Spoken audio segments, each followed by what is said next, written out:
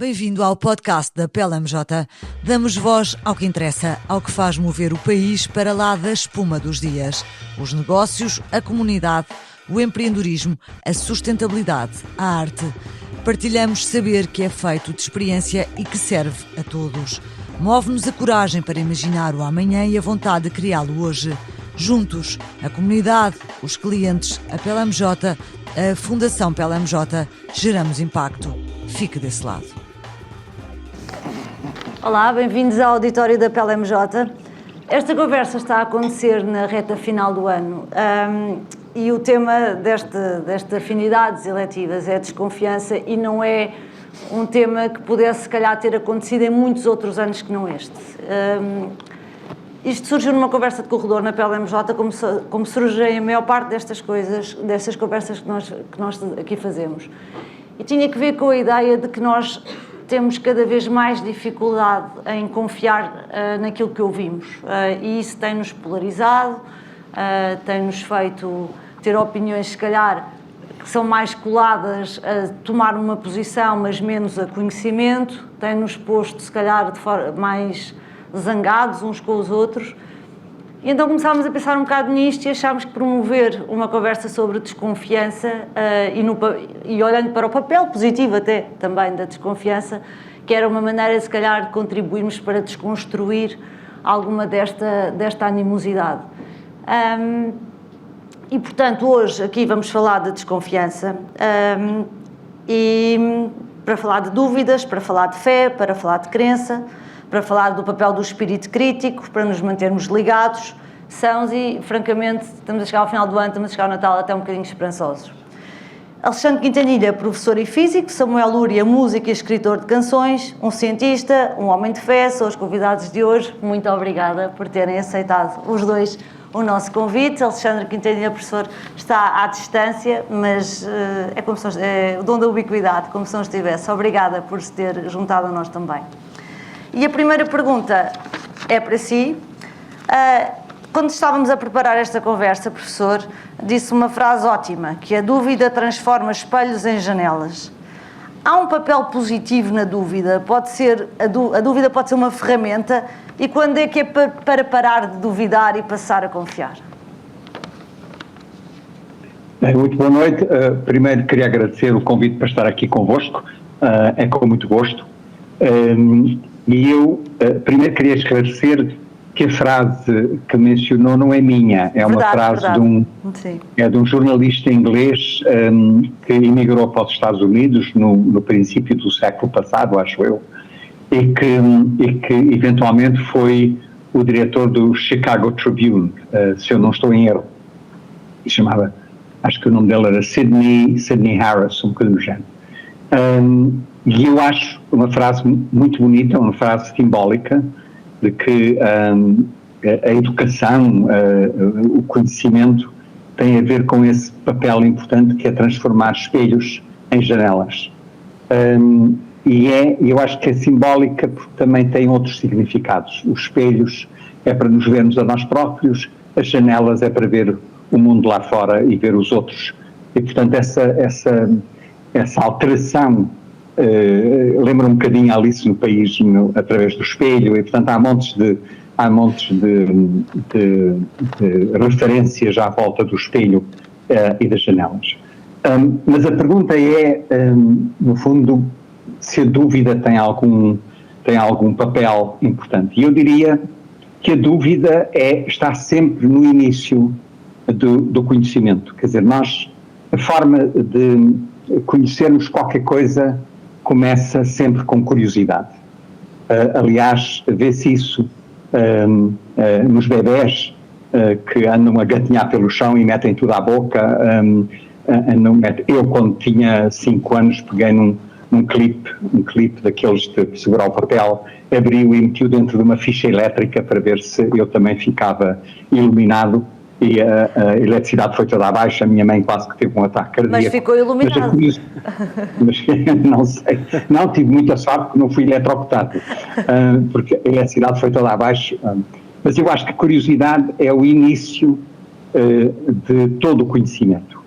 Fazer perguntas, querermos saber tudo e mais alguma coisa, não só sobre o mundo à nossa volta, como também sobre nós próprios. A ideia de nós sermos confrontados com uma situação nova, com uma sensação nova, com novos dados e fazermos perguntas. Portanto, a dúvida, no meu entender, está na base, se quiser, o primeiro passo no processo do conhecimento. E tem 2 outros processos a seguir, que fazem parte deste processo do conhecimento, que é um processo que leva muito tempo. O conhecimento leva muito tempo, é uma chatice, e a gente, quando julga que chegou ao fim, muitas vezes tem que voltar ao início. O segundo passo é a imaginação. Nós imaginamos respostas às perguntas que fazemos. Imaginemos respostas que nas várias áreas do conhecimento têm nomes diferentes. Nas ciências naturais chamam-se hipóteses, nas ciências sociais chamam-se narrativas, na literatura chamam-se histórias, em muitas religiões chamam-se mitos. São respostas que nós arranjamos para as perguntas que fazemos. E depois o terceiro passo é ir à procura de evidência para essas respostas, tentar questioná-las novamente, tentar perceber a robustez da resposta que encontramos, e muitas vezes o que acontece nessa terceira fase é que voltamos ao início. Voltamos porque na terceira fase, à procura de evidência, encontramos novas perguntas, felizmente, e portanto o processo é um processo contínuo. Mas para voltar à pergunta inicial, a dúvida, no meu entender, tem a ver com o princípio deste processo de tentarmos conhecer o mundo e tentarmos conhecermos a nós próprios. Samuel, uma das razões para te termos convidado tinha que ver com a relação que tu tens com a fé. E para um leigo, a fé traz pouco espaço para a dúvida, mas para uma pessoa de fé é bastante o contrário. Eu gostava, talvez, que elaborasse um bocadinho sobre como é que a ideia de dúvida e de fé, como é que estas duas ideias se compatibilizam, eventualmente até para reforçar o tema da fé e não para a questionar. Eu não consigo dar uma resposta que seja universal em torno do tema da fé, porque a minha fé é pessoal. Eu tenho um entendimento que tem a ver com as minhas convicções, tem a ver até com as minhas pulsões, tem a ver com as minhas condições, e então eu não consigo dar uma resposta que abranja a experiência de fé, ou seja, de uma forma transversal, que possa, ou até teórica, que possa determinar aquilo que é a prevalência da fé num mundo em que a dúvida, a incerteza, a confiança e a desconfiança fazem também parte dessa existência. Até porque, ao contrário daquilo que é muitas vezes propalado, a minha fé torna-me em muitas coisas, e sobretudo em relação a fenómenos de fé, uma pessoa muito desconfiada. A minha fé torna-me muito cético. A minha fé torna-me uma pessoa muito crente na ciência. A minha fé torna-me uma pessoa muito crente e muito crítica do individualismo e da dificuldade e da noção de que isso faz parte de uma natureza que está pegada ao indivíduo desde que nasce. Que são coisas que às vezes estão um bocado apartadas da ideia que se tem numa pessoa de fé, que é sempre uma pessoa muito esperançosa, numa redenção natural, numa experiência pessoal. É onde vão descansar, de alguma maneira, sim. Não é? Sim, mas é curioso que há bocado estavas o tema aqui é confiança, sim. Mas normalmente tu atiraste logo para o tema da desconfiança, quase como se falar da desconfiança fosse em si já uma base para determinarmos o que é confiança. Como nós estarmos a falar das características do preto, não estamos a definir o que é o branco. E nessa distinção, isso também tem a ver com a fé. Muitas vezes aquilo que me pauta para confiar e que não é divergente daquilo que uma pessoa sem fé também tem para a sua experiência de vida, são coisas que não são dizíveis, que são coisas que estão a ser interiorizadas às vezes de uma forma inconsciente e que eu aplico àquilo que é a minha noção de fé, àquilo que são as minhas convicções prévias. E, por exemplo, eu acho que a confiança, tanto para uma pessoa de fé como para uma pessoa que não tem fé, é absolutamente essencial para para seguirmos em frente na vida. Porque é que nós seguimos em frente na vida se não tivermos uma noção, consciente ou inconsciente, de que qualquer coisa vai ser melhor, de qualquer coisa vai ter propósito? Uma pessoa com fé acredita no que é o melhor e acredita no que é o propósito. Uma pessoa sem fé muitas vezes não o consegue determinar, mas deseja-o e vive-o com essa consciência ou com essa inconsciência de que vale a pena estar aqui porque isto vai resultar em alguma coisa.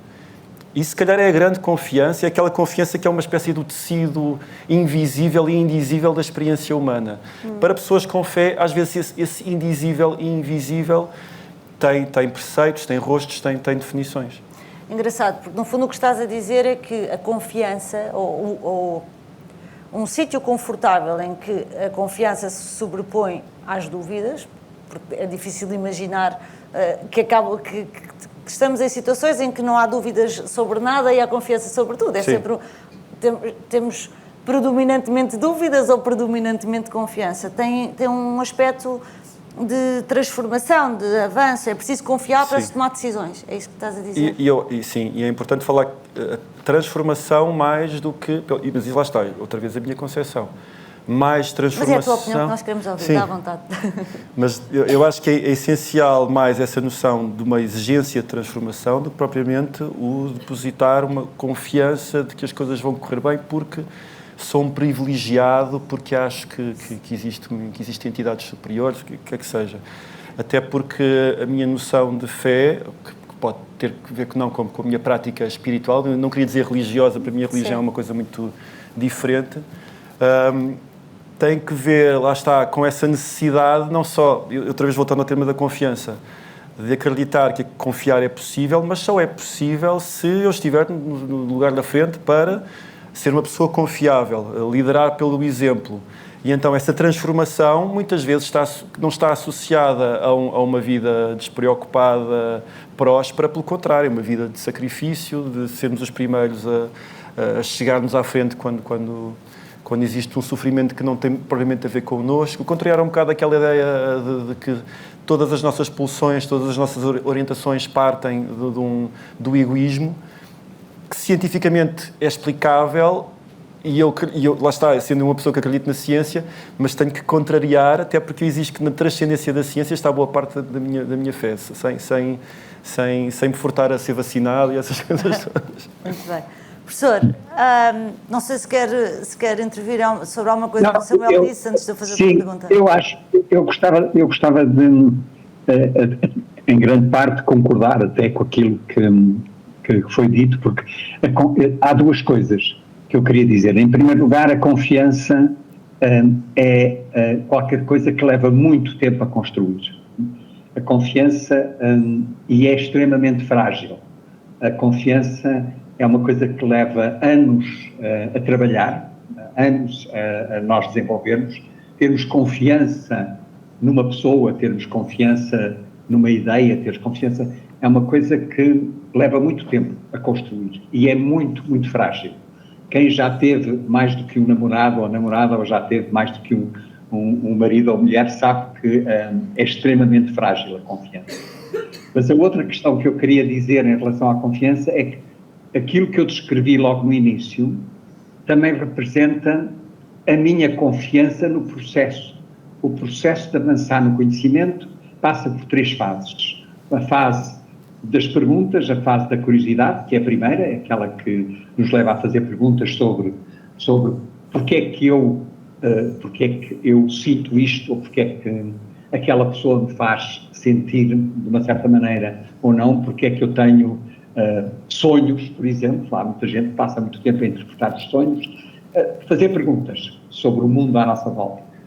A segunda fase é imaginar respostas diferentes, e cada um de nós, para diferentes áreas da sua vida, tem respostas diferentes às perguntas que são feitas, e depois a evidência que vamos à procura para fortalecer essas respostas. E o que eu comecei por dizer é que eu tenho confiança neste processo, no processo da construção do conhecimento, quer seja nas ciências naturais, quer seja nas ciências sociais, quer seja nas histórias. Eu aprendi muito sobre mim próprio a ler livros do Thomas Mann, do Shakespeare, sei lá, montes de pessoas, do Goethe. Eu às vezes lia... Que é o nome já agora deste ciclo das afinidades eletivas, já agora. Bem, quer dizer, a gente ao ler um livro, ao ver um filme, ao conhecer uma pessoa, volta e meia descobre qualquer coisa de nós próprios que nós nem sequer sabíamos. Nós não tínhamos... a frase transformar espelhos em janelas é uma frase tão bonita e é uma frase tão significativa que não é minha, mas fez-me descobrir também um pouco qual é a função do conhecimento e a função da educação. Portanto, é só para reforçar a ideia de que eu próprio também necessito de ter confiança no processo da construção do conhecimento.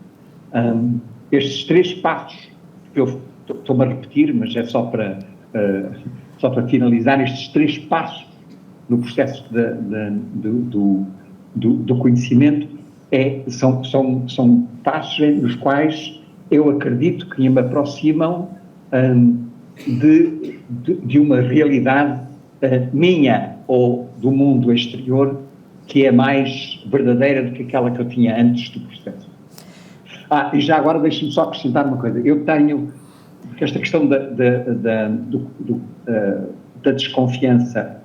Para mim, uma das coisas mais assustadoras e que tem-se tornado cada vez mais assustadoras é aquilo a que as pessoas chamam o óbvio. Eu tenho muito medo do óbvio. O óbvio é das coisas mais traiçoeiras que nós conhecemos. Só para lhes dar um exemplo. É óbvio, mas é mais do que óbvio, entra pelos olhos de dentro, que a Lua e o Sol fazem exatamente a mesma trajetória, todos os dias, e, portanto, que ambos têm que andar à volta da Terra. Não, quer dizer, uma criança de 4 anos sabe isso só olhando para o céu, não é preciso muita evidência a mais.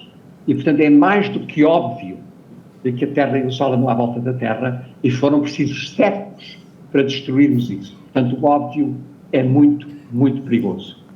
E, sobretudo, o óbvio, era a pergunta que te ia colocar precisamente, pode ser muitas vezes completamente diferente daquilo que é verdadeiro. O facto do óbvio andar mascarado de verdadeiro ultimamente tem ajudado, se calhar, olha, ao mote desta conversa, ao facto de estarmos mais desligados uns dos outros, ou ao facto de haver tanta desconfiança, ou não?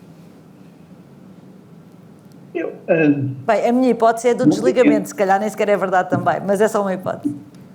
Eu não sei se sei responder a essa pergunta. A razão por a qual nós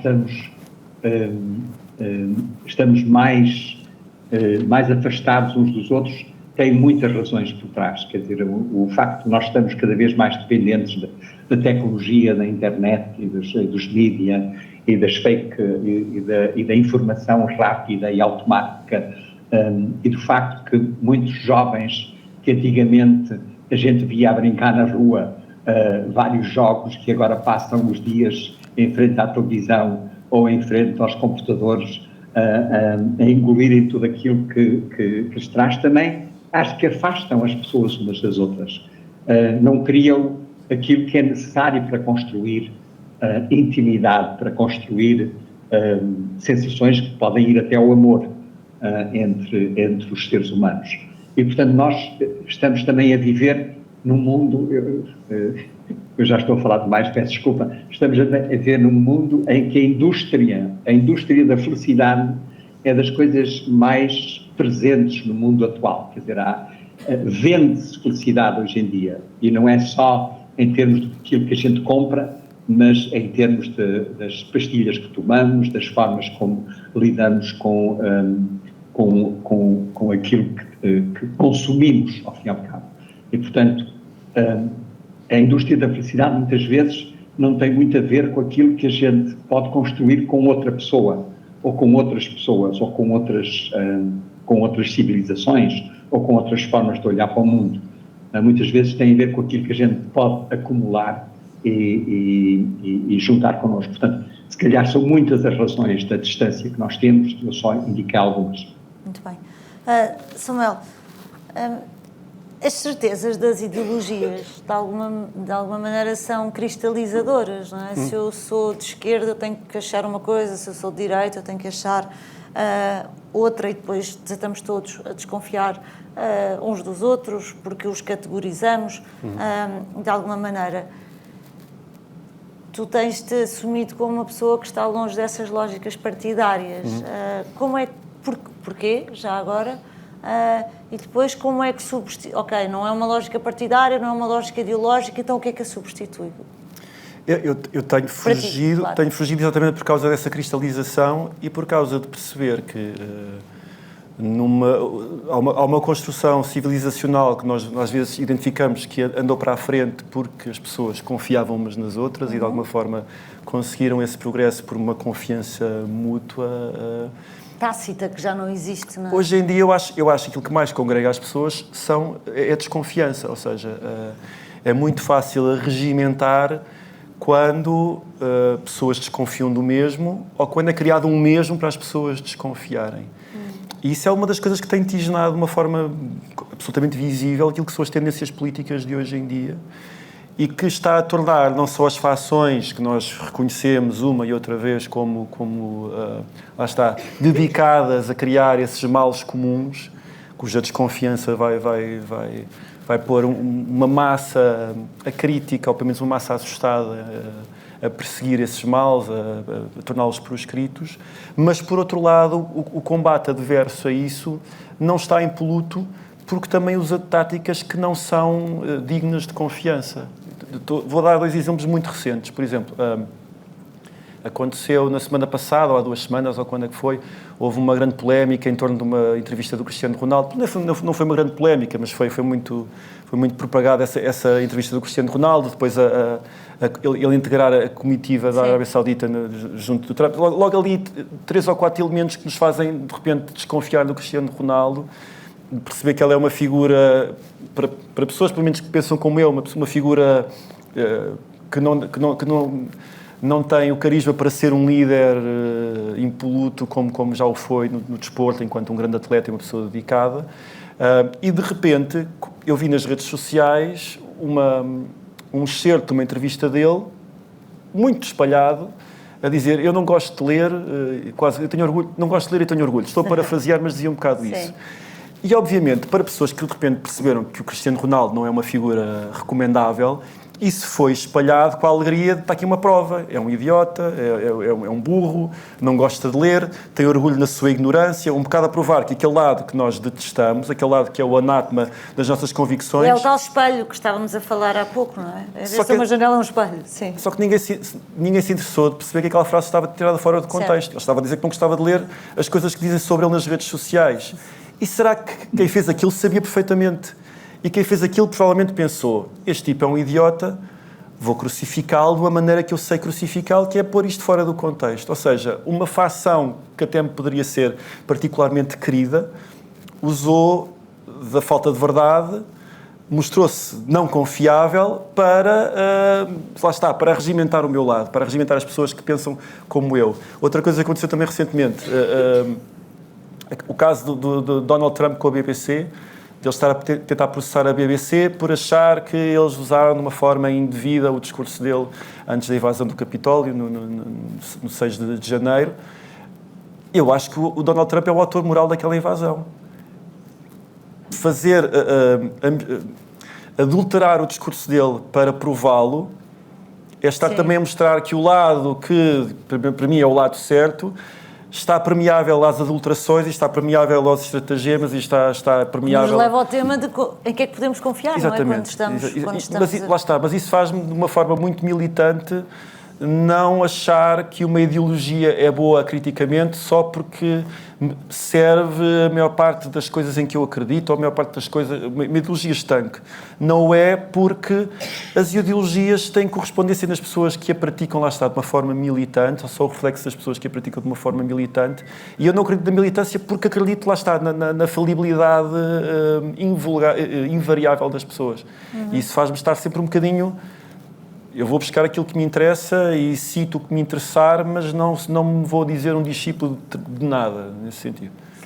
E isto leva-nos para a questão, para esta era em que vivemos dos algoritmos, não é? Nós temos um algoritmo, não é? Nós passamos a ter, enfim, nós temos um algoritmo que se colou a nós, que é o nosso espelho, mas passámos a ter talvez uma responsabilidade acrescida, julgo que é disso que estás a falar, de desviciar o nosso algoritmo.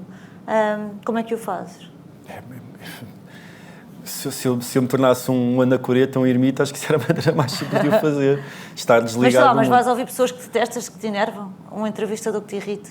Sei lá, um autor que tu não gostes? Pois, lá está, mas se calhar fazia-me bem. Estou a perguntar se o fazes. Lá está, mas também é aquela coisa de o algoritmo permite que nós vivamos não com autonomia, mas como autómatos, ou seja, nós recebemos aquilo que nos é servido, aquilo que nos aparece à frente, aquilo que nós consumimos. E muita da cultura de hoje em dia, digo cultura sem esse viés, às vezes um bocado intelectualoide, mas muita da cultura que é consumida parte exatamente daquilo que nos é apresentado, sem nós termos critério sobre aquilo que nos é apresentado. Aquilo que nos é posto à frente é aquilo que nós podemos ou não ser incentivados a ver, mas à partida, até por uma questão de preguiça, é aquilo que vamos atacar primeiro porque foi-nos servido. Como contrariar isso? É muito complicado, porque isso é o nosso tempo. Isso é o nosso tempo. É verdade. Professor, pegando aqui nesta ideia do algoritmo e do versus espírito crítico, gostava que elaborasse um pouco sobre a ideia de espírito crítico que parece que toda a gente tem agora, mas se calhar o que as pessoas têm mais agora é crítica e não necessariamente espírito crítico. Gostava de ouvir sobre isto. Isso dava para falar horas. Mas deixe-me pegar na questão do algoritmo, porque também a questão da inteligência artificial é atualmente um dos temas mais discutidos, e não é só nas redes sociais, é também por muita gente que pensa sobre o assunto. E a inteligência artificial, no fundo, é uma ferramenta.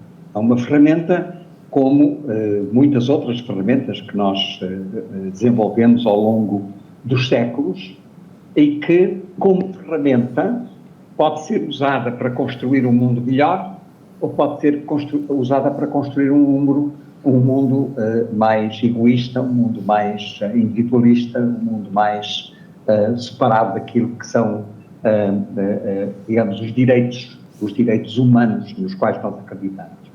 E esta questão da forma como as ferramentas são usadas é uma história muito antiga. Deixe-me dar 2 exemplos. Para mim, talvez dos exemplos que mais quando eu vim a pensar sobre ele, mais me perturbou, foi a questão da invenção da impressora do Gutenberg. Não é? Quer dizer, hoje nós não éramos a civilização que somos se a impressora do Gutenberg não tivesse aparecido e se não fosse acessível a todos nós ler os livros todos que a gente quer, ter acesso a bibliotecas, ter acesso a tudo e mais alguma coisa. E, no entanto, há muita gente que pensa que foi precisamente o facto das pessoas terem acesso ao livro com L grande, ao Velho, ao Novo Testamento, não em latim, mas em inglês, em francês, em alemão, em português, em espanhol, em todas as línguas, foi conseguir isso que levou às guerras da Reforma e da Contra-Reforma na Europa, que mataram milhões de pessoas. E, portanto, a ferramenta da impressora, que é uma ferramenta que eu acho que nenhum de nós poderia hoje viver sem ter acesso a essa ferramenta, também teve essa consequência que não era previsível, é uma consequência imprevisível, acho eu, e que alterou de forma dramática a Europa. E as guerras da Reforma e da Contra-Reforma duraram um século e foram muito duras para muita gente. A outra ferramenta é a eletricidade. não há ninguém hoje, vocês aí têm esse candeeiro à vossa volta, nós estamos a lidar um com o outro através da internet, quer dizer, nós não vivíamos sem eletricidade. Aliás, às vezes eu fico até um pouco assustado. Quando houve o apagão há uns meses atrás em Portugal, eu acho que foi uma coisa muito boa, que a gente de repente começou a falar com os vizinhos, e a gente ia para a rua, encontrava, perguntava as coisas, o que é que está a acontecer, por aí fora, coisas que a gente não fazia antes. Não é? E houve muito desespero de outros, não é? Depende a quem perguntar. Exatamente. Mas a eletricidade ainda hoje é usada em muitos estados americanos nas cadeiras elétricas para matar pessoas. E, portanto, a eletricidade pode ser usada para aquilo que é a internet, que é o telefone, que é tudo o que a gente tem de confortável, e também pode ser usado para torturar pessoas, para matar pessoas e por aí fora. E, portanto, para mim, o problema maior dos algoritmos e da inteligência artificial eu se calhar tiver tempo, falando de outras coisas, mas para já eu gostava de dizer que aquilo que mais me preocupa na inteligência artificial é que está a tornar os nossos cérebros preguiçosos. Nós não vamos à procura das respostas no ChatGPT e deixamos de pensar que é necessário ter pensamento sobre um assunto. E está a transformar muitos daqueles que usam a inteligência artificial e que é extremamente útil em preguiçosos mentais. E isso assusta-me, porque eu acho que isso retira aquela necessidade da gente poder ter o tal pensamento crítico sobre as coisas, ter a capacidade de duvidar do óbvio, de não engolir aquilo que vem no TikTok ou que vem nas redes sociais. Aquilo que é servido, como estava a dizer o Samuel, não é? Aquilo que nos é servido. Mas também nós temos culpa, porque, repare, nem é sequer nas redes sociais, em muita dos meios de comunicação, quer dizer, na rádio, na televisão, sobretudo na televisão, aquilo que vende, entre aspas, é o que está mal. São os desastres. E, portanto, a maior parte da televisão, a gente quando liga à televisão, eu cada vez tenho mais dificuldade, porque quando se liga à televisão a gente só vê os horrores que estão a acontecer no Sudão, que estão a acontecer em Gaza, que estão a acontecer no Afeganistão, a forma como estão a tratar as raparigas, aquilo que está a acontecer na Ucrânia. Portanto, a informação que nos chega, talvez isto também nos force a isolar-nos um bocadinho. Tudo aquilo que nos chega como informação é do que está mal, de que o mundo não funciona, que as pessoas desconfiam umas das outras, que as pessoas odeiam-se umas às outras, porque são ou de uma religião diferente, ou de uma nacionalidade diferente, ou de uma língua diferente, ou de uma etnia diferente. E, portanto, esse insistir naquilo que cria a identidade é outra coisa que eu tenho muito medo. As identidades das pessoas. Porquê? Identidades em que sentido? Eu acho. Há um livro de um grande filósofo polaco que foi perseguido na Polónia, foi perseguido pelos alemães, depois pelos russos, que é o Zygmunt Bauman. E ele tem um livro sobre identidade. E ele o que diz é que a identidade é mais uma coisa que nós descobrimos, não é uma coisa que nós descobrimos, é uma coisa que nós construímos. A nossa identidade é qualquer coisa que nós próprios construímos à medida que conhecemos pessoas diferentes, à medida que eu falo consigo, ou que eu falo com o seu colega que está aí ao lado, em que eu ouço as vossas opiniões, em que eu ouço ideias diferentes. Isso é que me enriquece. E, portanto, eu não acredito nem na questão da natureza humana, que é outra coisa que me assusta muito, nem na questão da identidade. A identidade é uma coisa que a gente vai construindo ao longo da vida, ao longo da nossa... Felizmente, porque se nós fôssemos uma coisa estática, acho que era horrível para todos os nossos amigos, acho eu. Samuel, ouvi numa entrevista tua muito recente uma coisa que achei muito engraçada, que era o tema das palavras, que tu usas determinadas palavras que é para nenhumas ficarem a sentir mal por serem menos usadas do que as outras. Pronto, eu acho muito generoso não deixares morrer algumas palavras. Então vamos pegar se calhar nas palavras que tu traz mais preocupação que desapareçam? Que palavras é que estás com medo que desapareçam nesta fase? Eu não tenho propriamente medo que as palavras desapareçam. Mas é bonita a imagem, vá. Não, sim, desculpa estar a estragar, ainda por cima estavas a fazer parecer bem. Estou a brincar. Não, às vezes é um aproveitamento escabroso, mas às vezes é esperar que uma palavra esteja quase a desaparecer para, ao resgatá-la, de repente aquilo que foi normal para outras gerações, de repente parecer uma coisa especial quando sou eu que estou a invocá-la. Então, nesse sentido, normalmente essas palavras têm sempre que cumprir o seu papel funcional nas coisas que eu escrevo, isso eu também assumo sem qualquer modéstia, elas têm que fazer parte da narrativa, têm que fazer parte até da simbologia, se não for uma coisa narrativa epidérmica, pode ser subterrânea, mas normalmente a sonoridade pode conquistar, na sonoridade da palavra, entre uma palavra e outra. Há uma afetividade que às vezes pode ser só sonora, pode ser nostálgica, pode-me lembrar coisas que os meus avós diziam, e normalmente isso prevalece quando eu tenho que escolher entre essa palavra ou uma palavra de um uso mais corriqueiro. E depois sim, às vezes estou a ser distinguido por uma coisa que não me pediu inteligência, pediu-me quando muito uma distração afetiva ou uma emocionalidade que nem sequer é consciente. Então deixa-me provocar-te aqui, se calhar em direto, com a palavra identidade.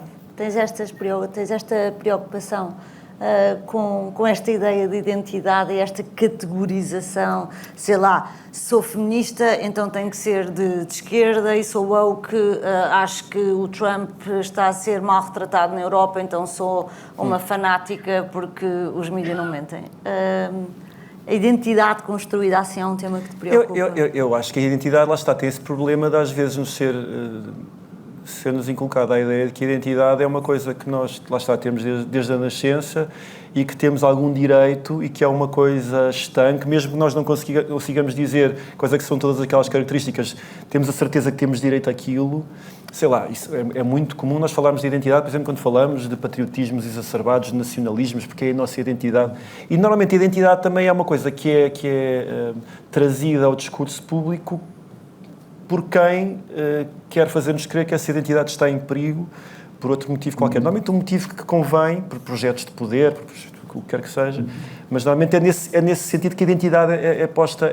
Identidade, lá está, eu acho que... Tem que haver sempre um diabo, não é? Na construção da identidade. E para mim a identidade é a mesma coisa que está em constante construção. Eu tenho uma identidade que está no meu bilhete de cidadão, mas que é uma coisa técnica quase, mas a identidade, aquilo como eu me assumo, como eu me afirmo, vai ser diferente quando eu sair daqui por causa das coisas que escutei, as coisas que me fizeram pensar, as coisas que eu escolhi ignorar, o que quer que seja, um tropeção que dê. A identidade não é, lá está, não é nada imutável, não é uma coisa à qual nós nos tenhamos que agarrar, porque a identidade é aquilo que nós construímos e aquilo que se constrói em nós. E lá está, e até muito mais vezes aquilo que se constrói em nós é provavelmente aquilo que nós determinamos, aquilo que nós escolhemos ser. Até porque quando nós escolhemos uma determinada identidade, escolher uma identidade, por si só, na definição, já parece que estamos a forjar alguma coisa. Forjar porque estamos a forçar. Sim. E a identidade, eu acho que é natural, não é forjada. Quer dizer, nós podemos escolher que livros é que vamos ler, podemos escolher decorar coisas, as citações que estão na ponta da língua vão ser o nosso bilhete de identidade também. Mas ainda há um lado íntimo que escapa a essas coisas e que por muito que nós queiramos definir e predeterminar, normalmente, e daí muitas vezes surgem essas crises de identidade quando nós percebemos que aquilo que nós achávamos que éramos, ou que achávamos que era aquilo que nós queríamos ser, não corresponde àquilo que nós de repente somos e àquilo que as pessoas reconhecem em nós. Estou a vê-la acenar? Não, eu estou totalmente de acordo. Mas eu gostava de voltar à questão das palavras, porque eu acho que esta coisa de, não sei se a palavra não é salvar as palavras, mas a importância das palavras, a importância da relação de palavras umas com as outras. E eu acho que a grande literatura também tem isso. Quer dizer, nós, ao lermos grandes escritores, muitas vezes há formas de dizer qualquer coisa que são poéticas, que a gente não sabe descrever porquê, mas que são poéticas, não é? Que são, e portanto, escolher palavras para nós podermos exprimir melhor aquilo que sentimos, acho que é uma das grandes grandes construções do conhecimento, que leva muito tempo e também necessita de inteligência, talvez não a inteligência clássica das ciências naturais, mas uma inteligência emotiva na nossa capacidade também de perceber até que ponto é que o outro, a palavra é uma forma da gente comunicar com o outro, é para isso que servem as palavras. E às vezes, ao comunicar com o outro, até comunicamos com nós próprios, não é? Qualquer coisa que a gente escreve, passa também a perceber qualquer coisa sobre nós próprios. E eu tinha pensado em duas palavras. Quando o Samuel falou, eu tinha pensado na palavra prudência e na palavra moderação, que acho que não estão na moda, nem uma nem outra. A questão principalmente a prudência. Ninguém tem qualquer preocupação em ser prudente. Se calhar falta aí uma palavra a seguir a prudência, que é a consequência, não é? Como não tem medo da consequência, não tem que ser prudentes, não é? Não sei, mas são palavras que eu acho que já deixaram o nosso lexicon usual. Não são palavras usadas hoje em dia. E eu acho que são palavras muito importantes, que também têm a ver, voltamos à questão da dúvida, tem a ver com o facto que a gente tem que ser, eu costumo dizer que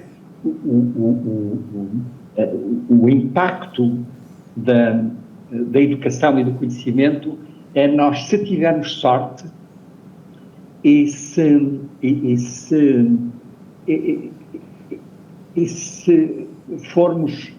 tivermos sorte e trabalharmos muito, conseguimos ter uma espécie de eu não sei, uma autoconfiança lúcida. Versus uma autoconfiança lúcida. Versus a arrogante, não é? Versus a arrogante, exatamente. Porque eu, hoje em dia, mesmo, e às vezes até, sobretudo naqueles que sabem muito, infelizmente, a forma como transmitem é com uma arrogância, com uma lucidez arrogante. E isso, para mim, diminui logo a qualidade daquilo que está a ser transmitido. Porque uma das coisas que caracteriza as pessoas por quem o mais respeito tive em toda a minha vida foram pessoas que sabiam muito e que, no entanto, ouviam os outros. Tinham tempo para ouvir os outros. Tinham tempo para conversar, para discutir, para questionar a forma de o outro ver o mundo e de se ver a si próprio. E, portanto, para mim, a questão das palavras, aliás, toda a filosofia anglo-saxónica teve muito a ver dos últimos 100 anos, tem muito a ver com a importância das palavras na comunicação. Toda a filosofia anglo-saxónica tem muito a ver com essa questão de perceber como é que as palavras funcionam, como é que nós usamos as palavras para transmitir determinadas ideias. Eu tenho mais uma ou duas perguntas, mas gostava de abrir aqui a conversa à audiência. Tem perguntas, comentários, alguma coisa que está sendo partilhar? Continuo eu? Boa. Está aqui um.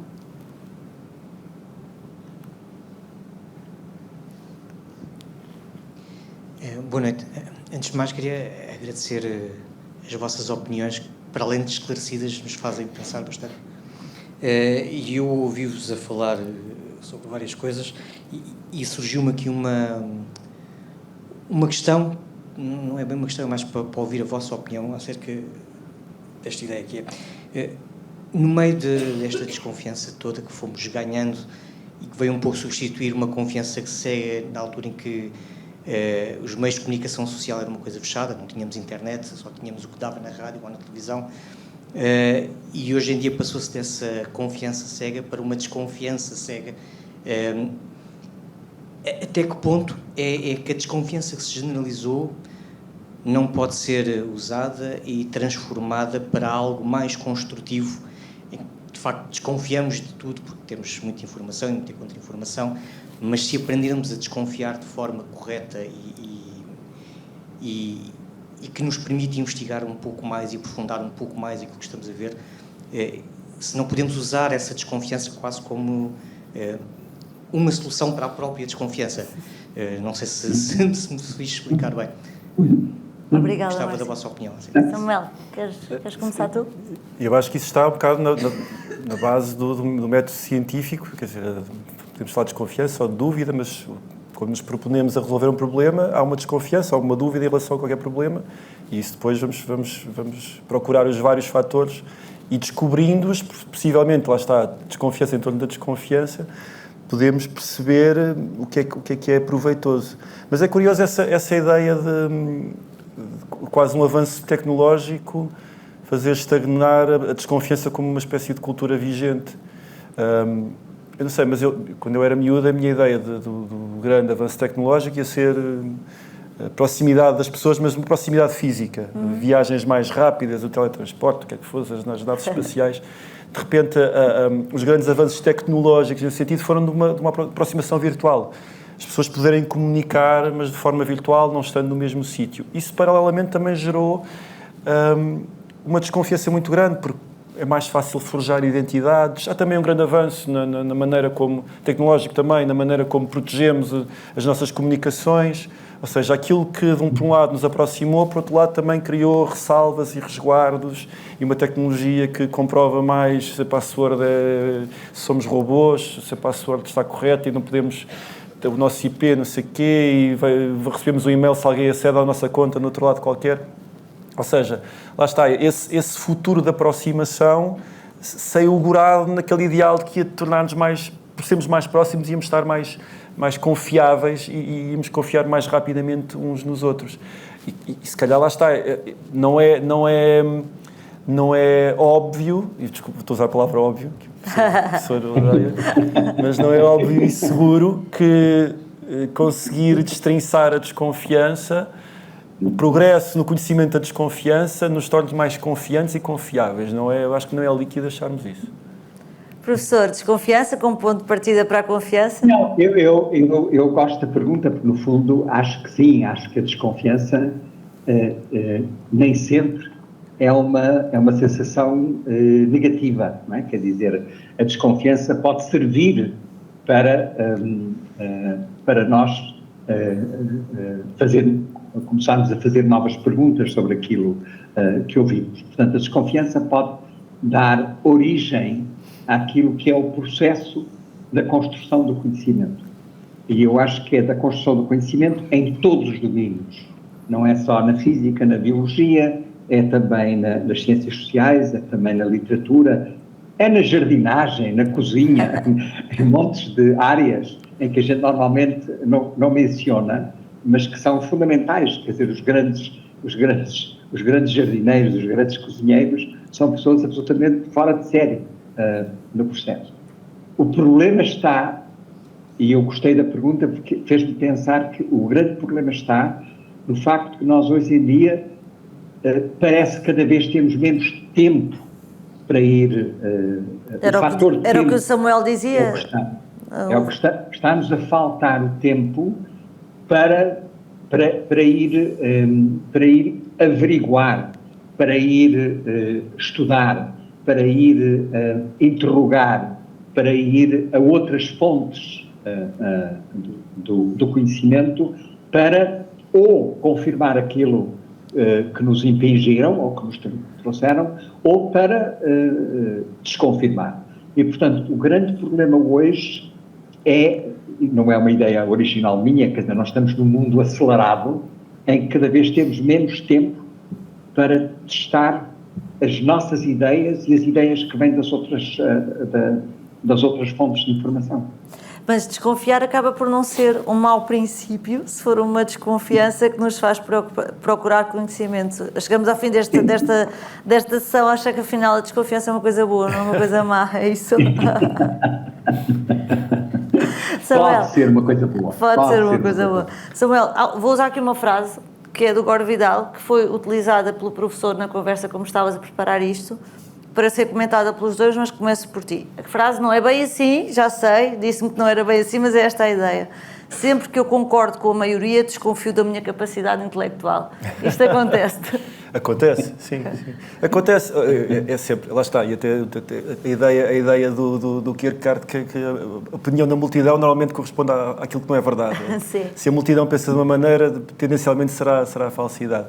Mas sim, mas isso às vezes até pode ser, lá está, outra vez aquele defeito individualista, outra vez a questão da identidade, de se nós acharmos que estamos a ceder a uma coisa que é comumente pensada, a nossa identidade também está a ser diluída ali no meio dessas coisas. E quando são afirmações, às vezes, muito perentórias, de coisas muito... Fechadas, não é? Sim, se nós tendemos a concordar com a maioria, isso acontece, por exemplo, vou falar até puxando o braço à minha sardinha, como acontece um bocado, por exemplo, com fenómenos musicais. Existem chamados melómanos, para quem o valor intrínseco de uma canção parte também do seu desconhecimento de um público generalizado. Se tornar mainstream, se o mesmo diz que eu ouvi muito, se de repente se tornar mainstream, eu vou desconfiar. Aquilo se calhar não é tão bom, porque o gosto comum não pode ser o meu gosto, porque eu tenho um gosto individualizado. Havia uma crónica do Marco maravilhosa sobre isso. Especiais. Sim, sobre o que é cool, mas era na coisa do que é cool. Se calhar não é do ser bom ou mau, era do que era cool, mas continua. Então muitas vezes nós contrariamos até instintos, porque eu acho que muita da nossa fruição de coisas abstratas, como pode ser a música, é muito instintiva. E às vezes contrariamos esses instintos e formamos a nossa estética numa estética do contra. E pode ter a ver com isso. De repente, eu vou desconfiar. Claro que eu sei que essa frase era mais profunda. Mas eu acho que o princípio pode ser o mesmo. Sim. Professor, a mesma frase para comentar a frase. Não, quer dizer, eu estou muito de acordo, mas também, como tudo, há sempre exceções, não é? Quer dizer, os Beatles, são o máximo da música para mim e se calhar para uma grande multidão de pessoas. E, portanto, há aqui, em determinadas épocas, às vezes, a música de que a gente... Já agora há outros fenómenos, eu não sei se estamos no fim, portanto já não há muito tempo. Não, mas às vezes vamos. Quando a gente ouve se a gente tem uma experiência muito, muito poderosa em relação a uma música, a uma peça de teatro, eu acho que às vezes também tem como consequência o agente ficar numa situação em que mais nada é tão bom como aquilo que a gente ouviu. Não é? Quer dizer, eu quando tinha 16 anos, eu ouvi no Cocoruto, lá em cima, tinha que estar de pé, porque não tinha dinheiro para comprar lugares sentados, na Covent Garden, eu ouvia Callas a cantar. E a Callas não é só a voz, é a personagem, é a figura, é aquele nariz enorme que ela tem, aqueles cabelos negros absolutamente fantásticos. E eu, durante muitos, muitos anos, não era capaz de apreciar ópera, porque comparava tudo com a Callas. Quer dizer, eu achava que a Callas era o supra-sumo de tudo o que existia e, portanto, destruiu um pouco a minha capacidade de apreciar outras óperas. Portanto, às vezes as coisas muito poderosas também interferem com a nossa capacidade de apreciar outras no processo. Na verdade é o dilema em que andamos com líderes do mundo, não é? Os de antes eram melhores que os de agora, fica tudo difícil, não é? Muito bem, mais alguma eu acho na política, para mim, o grande líder do século passado chama-se Mandela, não é? Quer dizer, e portanto, eu acho que o Mandela foi um personagem absolutamente extraordinário. Já não se fazem muitos assim, infelizmente. Mas é o que temos. Professor, muito obrigada. Mais alguma questão? Então, muito obrigada a todos. Samuel, obrigada. Professor, muito obrigada por esta conversa. Saímos todos mais ricos daqui. Obrigada. Obrigado. Obrigada a todos.